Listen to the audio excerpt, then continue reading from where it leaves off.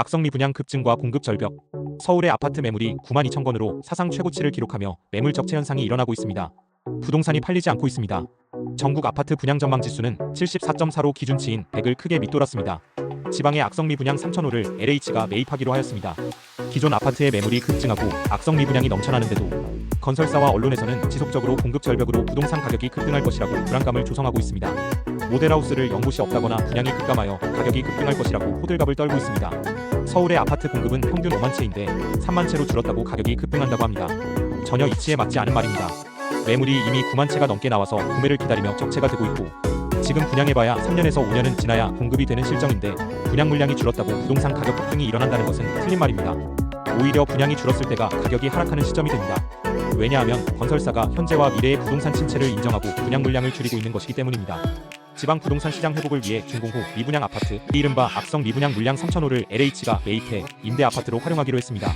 악성 미분양 주택 구입자에게는 저금리 정책 대출인 디딤돌 대출 우대금리를 신설해 지원하고 지방은행을 포함한 금융기관의 지방주택담보대출 취급에 대해서는 인센티브를 부여해 주택 구입을 유도하기로 했습니다. 전국 준공 후 미분양 주택이 전월 대비 1.8% 증가한 18,644가구로 집계됐습니다.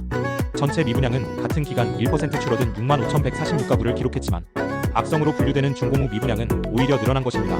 특히 수도권에서도 서울의 악성 미분양 증가세가 가팔랐습니다. 지난 2020년 12월 48가구였던 서울 준공 후 미분양은 지속해서 증가하며 지난달 603가구까지 늘었으며 한 달 전에 비해서는 15.3% 증가한 규모입니다. 서울 전체 미분양이 931가구인 점을 감안하면 쌓인 물량이 악성화되는 중으로 풀이됩니다. 반면 인천 1,544가구와 경기도 1,695가구로 각각 0.2%, 4.4% 감소했으며 지방의 준공 후 미분양은 2.3% 늘어난 14,802가구로 파악됩니다. 높은 분양가와 경기 침체, 과다부채, 대출 규제, 전국 불안 등의 요인으로 악성 미분양이 꾸준히 늘어나고 있습니다. 이에 정부는 지방의 악성 미분양 주택 3,000호를 LH에서 매입하기로 하였습니다.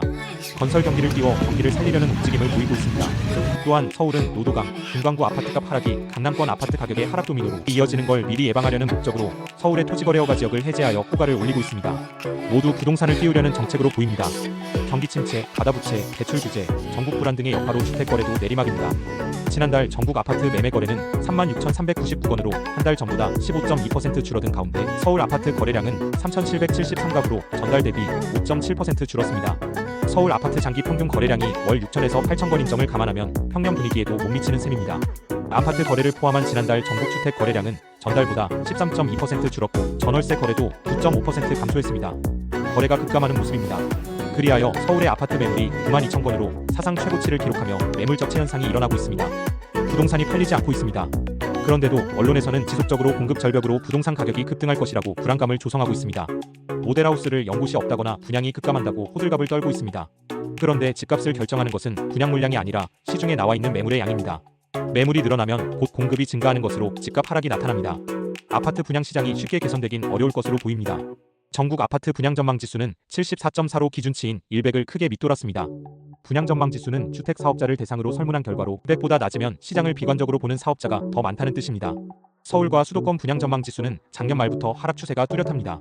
지방주택 사업 비중이 높은 중소, 중견 건설사는 신규 수주와 공급에 엄두를 못 내고 있습니다. 신동아 건설에 이어 경남 2위 건설사인 대저건설마저 경영난을 이기지 못해 올 초 법정 관리에 들어가자 중소중견 건설사 사이에서 연쇄부도 공포가 커졌습니다. 신동아 건설은 2009년에 이은 두 번째 법정 관리로 도덕적 해이가 우려됩니다. 정부에서 자꾸 도와주고 고분양가와 경기 침체의 결과로 악성 미분양이 증가한 탓입니다. 더 이상 부채로 집값 떠받치는 정책은 더 큰 화로 돌아옵니다. 개인들도 과다한 부채를 짊어지고 너무 고평가된 부동산을 구매하는 실수를 범하면 안 되겠습니다. 관우신 부동산 투자 공부는 매주 수요일과 토요일에 업로드되며 부동산의 기본적인 이론과 개념을 현실과의 접목을 통해 투자 방법과 시기 등을 함께 공부하고 있습니다. 여러분 모두 적절한 시기에 무릎 아래의 가격으로 알맞은 부동산을 장기 투자하여 부자 되기를 바랍니다. 감사합니다. 구독과 좋아요는 사랑입니다.